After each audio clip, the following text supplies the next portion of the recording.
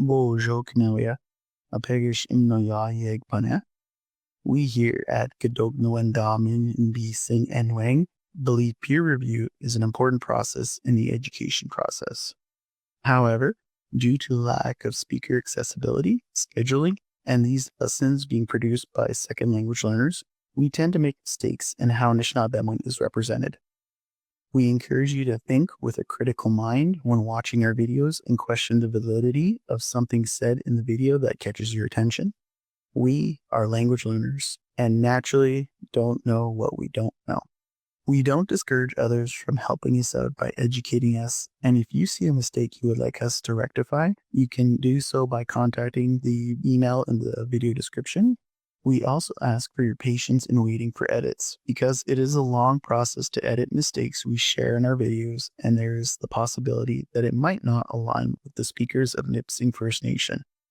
Miigwech Bisinduyang, Wewehenag Nawam Damuk.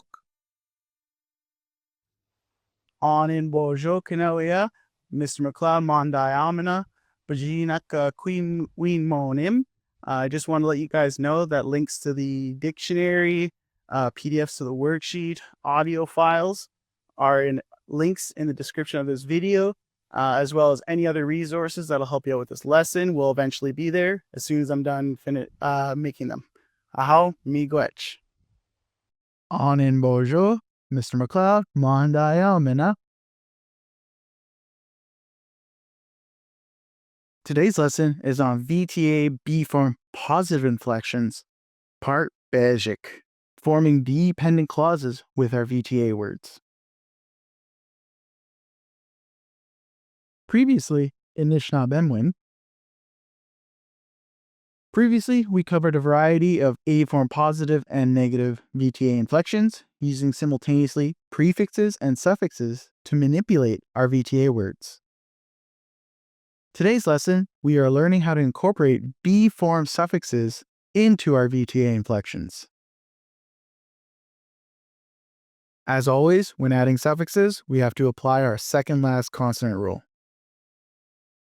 We also covered grammatical agreements, tense markers, question particles, adverbs, and grammar patterns to facilitate multi-clause sentences. All those grammatical aspects will be used and practiced throughout the remainder of the course and its work. Lesson itinerary. In today's lesson, we will be dividing it up into 3 sections, explaining various aspects to contextually understand and model B form positive inflections with our VTA words. First section, basic, will be an explanation of dependent clauses and B form. Second section, niche, will articulate grammatical agreements and grammar patterns. Third section, swe, will model B form positive paradigms of this week's inflections. Part basic, dependent clauses, also known as B form. B form dependent clauses. Today's class will be about learning B form inflections for our VTA words. So far, we've been learning how to express A form or independent clauses with our VTA words. A clause is a phrase that contains a verb, also known as a predicate, and a noun or pronoun as the subject. Here's the point for you to write down in your notes before moving on. Make sure you get it down. Miskoya, ambe. We have the sign up, meaning you should write down all the points from this slide in your notes before moving on to the next one. In Nishnaabemwin, we have A form, B form, and C form. These are names we give to types of clauses.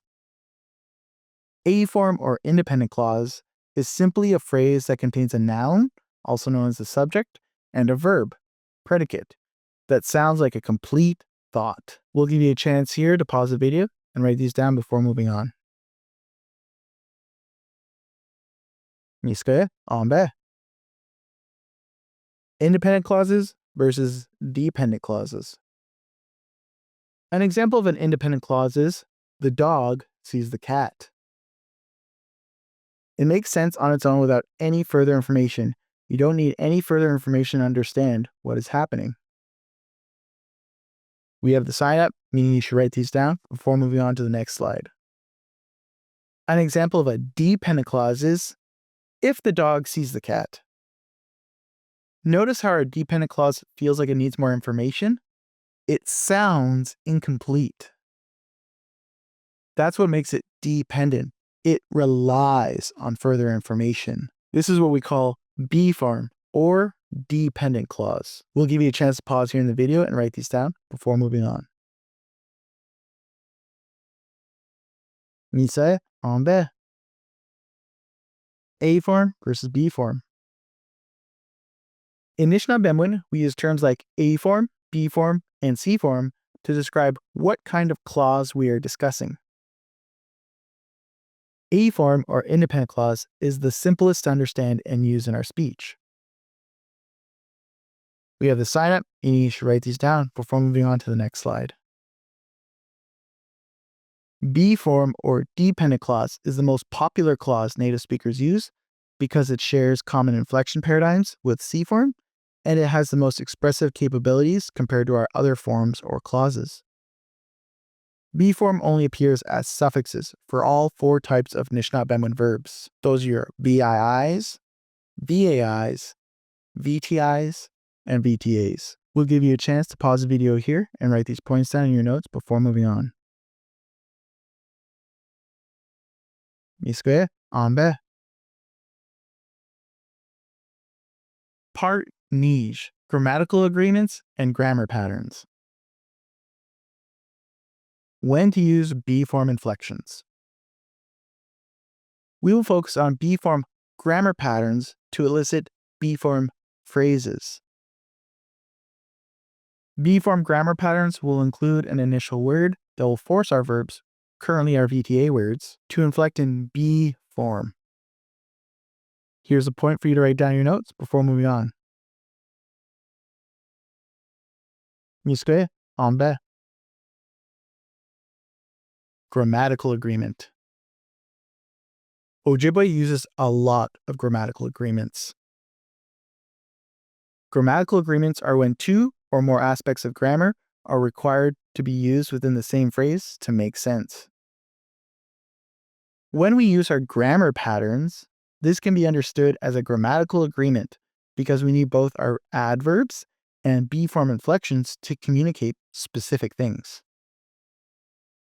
For example, while is megwa plus B form. Megwag no wen mug a bibis means while I'm taking care of the baby. From here, we can see to express the concept of while, we need to use both the adverb megwa and our verb needs to be inflected with a B form suffix. A form does not agree for expressing while. Here's the points for you to write down in your notes before moving on. We'll give you a chance to pause the video here. Nishnaabemwin. The B form grammar patterns we'll be using. We also have the sign up, meaning you should write these down before moving on to the next slide. Onde plus B form means where. Onde giwa mug anene, where did I see the man? Onwe plus B form means even though or although. Onwe gi mi kojied anene, even though you teased the man. A.k.a. plus B form means I wish. A.k.a. shkichimug anene, I wish I was able to talk about the man. Boch je plus B form means have to. Boch je no swinug anene in guje, I have to follow the man somewhere. Gishbin plus B form means if. Gishbin wabmid anene, if the man sees me. We'll give you a chance to pause here in the video and write these down in your notes before moving on. Nishnaabemwin. Jit plus B form means to or so. Jigshke wa mig anene, so the man can see you. Jabwa plus V form means before. Jabwa no swinid anene ngoje. Before the man will follow you somewhere. Megwa plus B form means while. Megwa gignawa mag anene, while I was watching the man. Naj plus B form means until. Naj ganjwebnad anene, until you push the man. P plus B form means when. Pignawabmad anene, when you look at the man. We'll give you a chance to pause the video here and write these down in your notes before moving on. Miskoye ambe. Mi dash plus B form means and then. Minash gignawabmad anene, and then you were looking at the man. Minwendan plus B form means I like to or that. In Minwendan mikojiyad anene, I like that you are teasing the man. Mi P plus B form means that's when or it's time to. Mi P giwa mid anene, that's when the man saw me. First clause and then B form means that. Donshka des giwa mid anene, I'm angry that the man saw me. J shkwa plus B form means after. Jipkitewig anene, kitap kitewa, after the man hits you, you should hit him. We'll give you a chance to pause the video here and write these down in your notes before moving on. Miskoye ambe. Part swe. B form positive VTA paradigms. So we have the sign up, meaning you should write these down in your notes before moving on to the next slide. For our M enders, we're going to use gnawabum, look at him or her. Gnawabmug amos, that I am looking at the moose.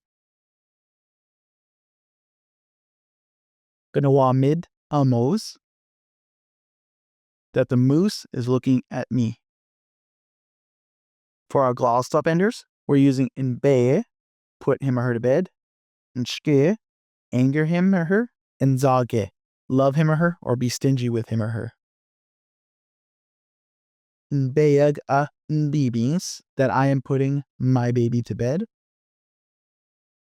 And shkiyag a amo, that I am angering the bee. Zalgag a mzinchigan, that I love the picture. Nbeyid a ndada, that my dad is putting me to bed. Nshkiyid a amo, that the bee is angering me. Zagid amos, that the moose loves me. We'll give you a chance to pause the video here and write these down in your notes before moving on. Miskoye ambe. For our N enders, we're using kidin. It means release, allow, or let someone go. Kinnug a gnebik,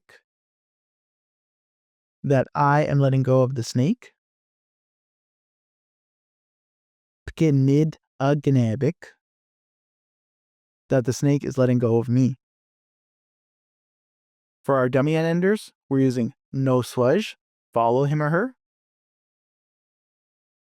No swinug a maingan, that I am following the wolf. No swinid a maingan, that the wolf is following me. We'll give you a chance to pause the video here and write these in your notes before moving on.